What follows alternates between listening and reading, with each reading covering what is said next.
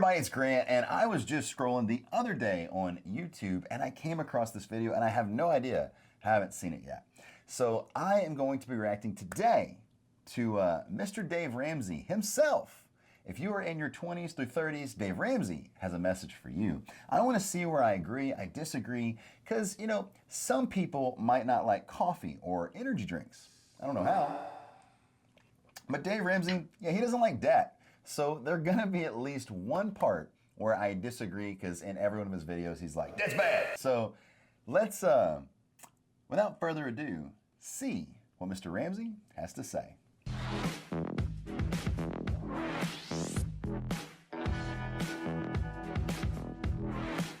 So here we are in my computer, and before we get started, I do want to say I really do appreciate Dave Ramsey. This is the Ramsey Show highlights. And I'm telling you, he has a ton of knowledge. When it comes down to it, though, you don't always have to agree with someone to learn from them. Like, for instance, we might come from different backgrounds. I might have had a very high income as a young person. You might have had an hourly job that you worked for 10, 15 years, and that's the way you chose to do. But at the same time, we can learn from each other's journeys. And if we learn from each other, spend a little time in a room together, we can grow that much faster. So even though Dave Ramsey doesn't like debt, I understand why he doesn't like debt. Maybe we'll cover that in the video to see where he's going with this. And, you know, I still like to take something away from his videos. So keep that in mind. As long as you get one thing out of one of my videos, especially on financial education, then it was worth it for me and for you. Now, don't forget to power up that, power up that like button for the almighty YouTube algorithm. I want to make sure, hey, he got 17,000 likes on this one, so we know it's going to be good. So that's like Super Saiyan 1 right there. That's like Super Saiyan 1. Join, no, I don't want to pay you, and then subscribed, I am, and then I am notified to all, so on all Dave Ramsey's content, because I do really enjoy what he says. I don't always agree, but let's see what happens today in today's reaction. There is something that has risen up in the 20s, the 20-year-olds, 20 to 30-year-olds, even 20 to 35-year-olds right now, that we're seeing almost on a moment-by-moment basis in all of our interactions with you guys out there, through broadcasting and through all the other ways we interact with you. The positive is there's this tremendous, that this generation, whatever we're calling these 20-somethings, has this tremendous entrepreneurial zeal and drive, and this sense to be independent. It's not greed-driven; it's initiative. It's very positive. It really is. It's a wonderful character attribute. You've got that. That's how you got these rental properties, and that drive is causing these 20-somethings to do. I heard rental properties. Maybe we're going to be doing this video with some rental property knowledge. Hey, and for every young person out there, remember this. I tell you this a lot, and I know I say it a few times every week, but please remember that you have the most precious commodity that anyone has. You have time. So make sure that you're reading good books. Make sure that you're watching good content. Hopefully you feel I'm the same, watching good content, and make sure that you absorb everything. Be like a sponge, green and growing versus ripe and rotting. And also remember that if you spend 1 hour a day learning a specific craft or new skill, in 3 years of learning that 1 hour a day, you will have a master's in that craft. So by the time if you're 16 years old, 3 years later, if you spend 1 hour a day, instead of playing video games, paying attention to something positive, making sure you're learning a new skill, you can have a master's in that by the time you're 19. Remember that. You have the most powerful commodity that any of us have. Old man house shoes, you know, so there you go. But this wonderful zeal, this wonderful entrepreneurial zeal is causing these 20-somethings to buy real estate. So I got to buy real estate. I'm going to get rich in real estate. I'm going to get rich in real estate. Man, when I was in my 20s is when infomercials started. Oh.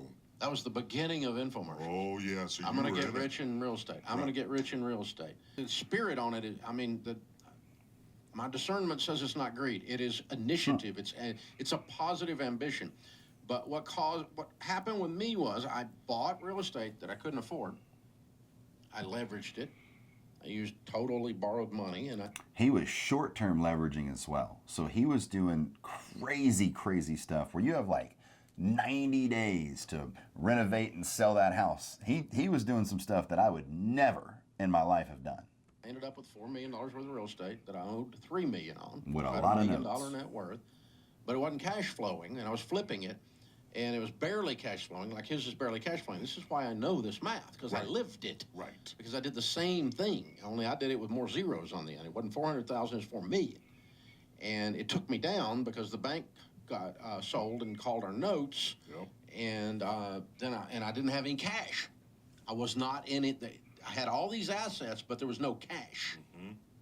And when you do that with real estate is when you're going to go broke, not when you're going to make a fortune in real estate. right. If he'd have done it with cash flow, though, and he'd have done it slowly and not as crazy fast as he did, I wonder what his new outlook would have been. But because this happened, because he went bankrupt, he says, debt's bad. The reason Dave has to tell you that, and I know this in my heart, that if me and him got in a room together and we talked about it, he would hold his ground, because that's how he makes his money.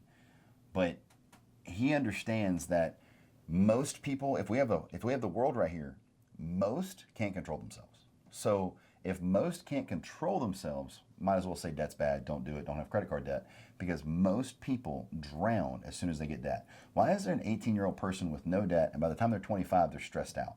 Because they're not making good choices. They're not making the money work for them. They're not making sure that their investments pay for what they want. And if your investment's not making enough money to pay for what you want, then you don't deserve what you want. Wine taste with a beer budget? Yeah, you don't get to have it like that. So understand, I know it sucks. I know it's tough. I know it's hard. Time, commitment, effort, and pay attention and learn daily. Don't go bankrupt like Dave. And so real estate that does not have margin is not a blessing, it's a liability. And investing in things that don't have margin or that are a high-risk gamble play is a misuse of your entrepreneurial ambitious zeal. And so I love the zeal. What I want to do is channel it with some wisdom. And a process. Some wisdom. Yes. And that is slow down a little bit. Yeah. And pay cash. And don't invest everything you have in super high-risk crap. My pay cash is 20% down, okay? That's where we're always going to disagree. Every single video Dave does, I don't go, oh, I can't watch it because he doesn't like debt. That's small-minded thinking. Be bigger than that.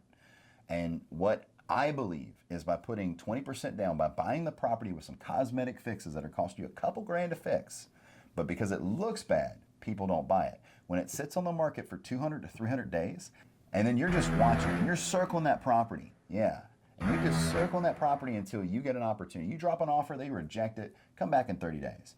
It takes time and patience, but deals can be made. After you buy a couple deals, people are going to call you more. They're going to be like, hey, look, I heard you bought, 2122 Sassafras Street. I've got a house just down the street. It's a little bit worse condition. I'd like to sell it to you for this. And you're like, oh, I didn't even pay that for Sassafras Street. I'm like, oh, well, how about, make me an offer? And then that's how deals are made. Word of mouth, by you putting in effort, not just Zillow searching in the middle of the night going, there's nothing available. Grant doesn't know what he's talking about. 2 months ago, I've shared videos with you by now. In June, I bought 2 properties and I made $1.5 million in equity off of those 2 properties alone. I think I know what I'm talking about. So, Dave, debt doesn't have to be bad if people can control themselves. So, it's going to be a very ranty video. I don't know. Let me know. Comment below if you like it. We'll see. I can disagree with Dave all day. And agree. I know there's stories of people making money in Bitcoin. I know there's stories of people making money with GameStop. Fact. We talked to one here on the other day. But there's still people losing. I'm not saying it can't happen, but I know stories of people made money at the roulette wheel, too. That's right. I know people that made money on Wheel of Fortune. But that doesn't mean our Jeopardy. I have personal friends that won enough, and they won $50,000 or something. But they didn't change their career to be game show operators. Right. And they didn't put everything they had, that didn't push all their chips to the center of the table on one hand of cards. Yeah. And that's what we're doing when we go into highly leveraged real estate, into businesses with He's no not wrong. margin, or high-risk investment plays. But just so you know, when he says highly leveraged, the word leverage, okay, it can be a good thing or it can be a bad thing. And the reason it's a good thing, use the bank's money because you only have this much saved. right? Real estate's one of the most beautiful businesses you can, where you can actually put the M behind your name and say, I am a millionaire, and you only put up $100,000, or you only put up less. Just telling you, by buying these deals, by doing things right, you can leverage and do great things, or you can get crushed.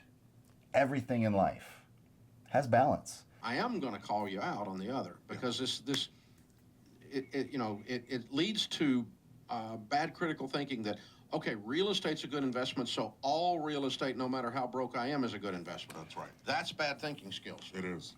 And that's what happened in the 90s with day trading. It's what we're seeing now with Bitcoin and GameStop.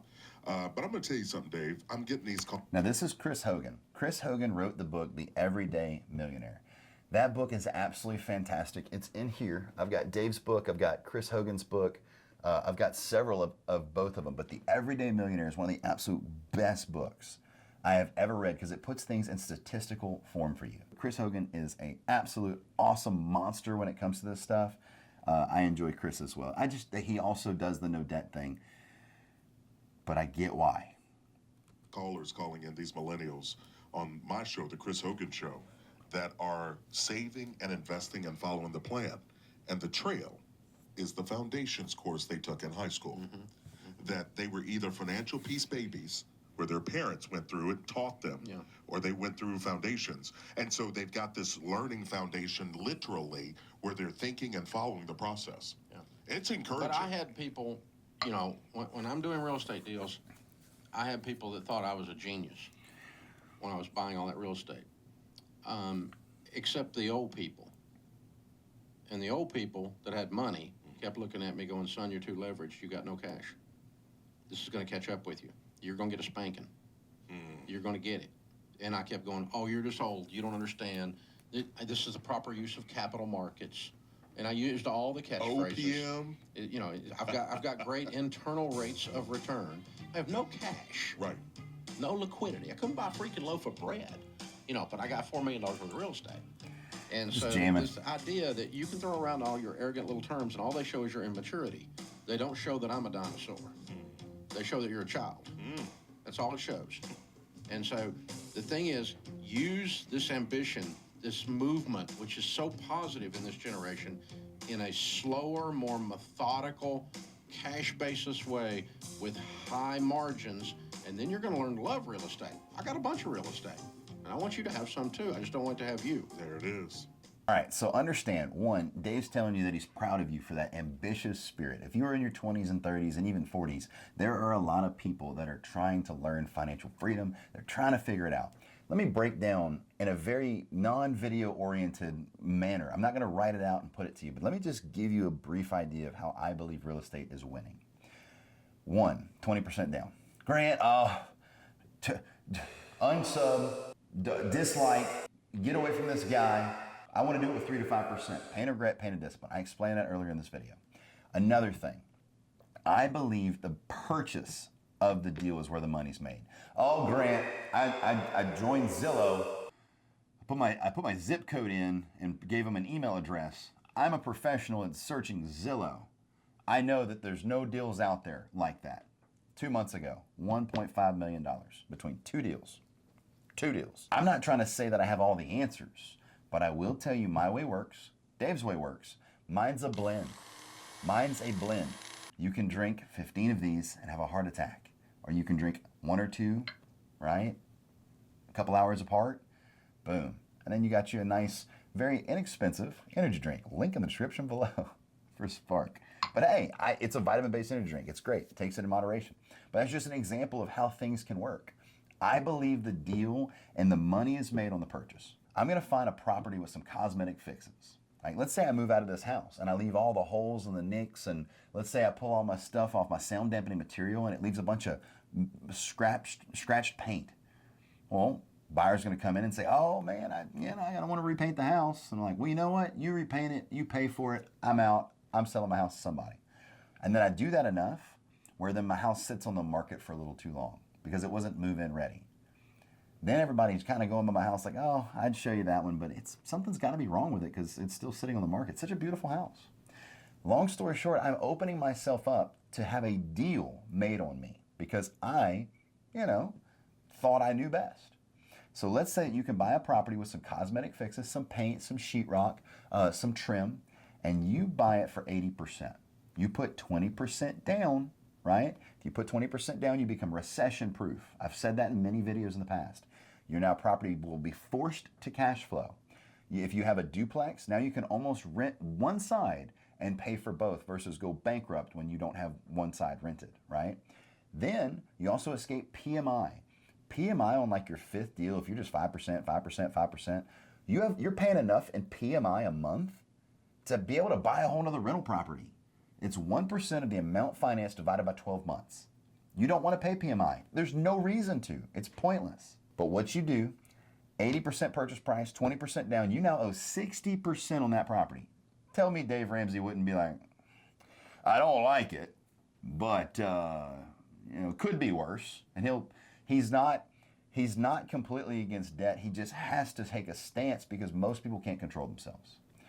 I'm just here sharing these things with you. Look for cosmetic fixes. Look for things like that. Make sure you put a minimum of 20% down so you have the pain of discipline. And discipline feels like it sucks. Don't get me wrong. Let's say you eat a big old fat sandwich, right? Big old sandwich, sloppy mayo, jalapeno mayo. Ooh, the good stuff right there. When you're eating that sandwich, you feel good. You're happy. You're drinking a beer with your friends, right? But when you're done with that sandwich, how do you feel? You feel terrible, sluggish, tired, and you don't really do very much more productive things the rest of that day. Discipline is eating something healthy, a better option, and still continuing and working through your day. Regret is, I need to go take a nap. So don't have the pain of regret. Make sure you always have that pain of discipline. I know it stinks, but you got to keep pushing because it feels a whole lot better than that regret. What would you do to get rid of that biggest regret you have in your heart? What would you do? Right? Whether you're 16 years old or you're 56 years old or you're 65 years old or 80 years old, what would you do to get rid of that pain of regret? Remember that every single day and keep pushing forward and try to live life to never regret again.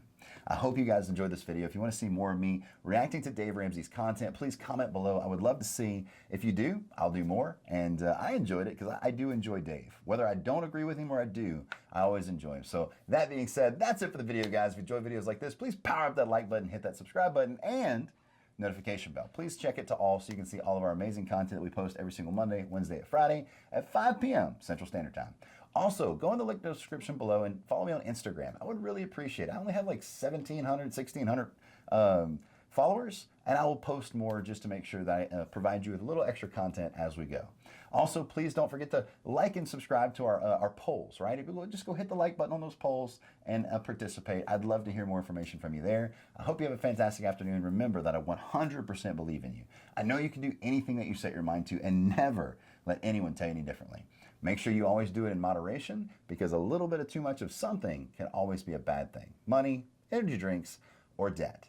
Have a fantastic afternoon, and I will see you on the next one.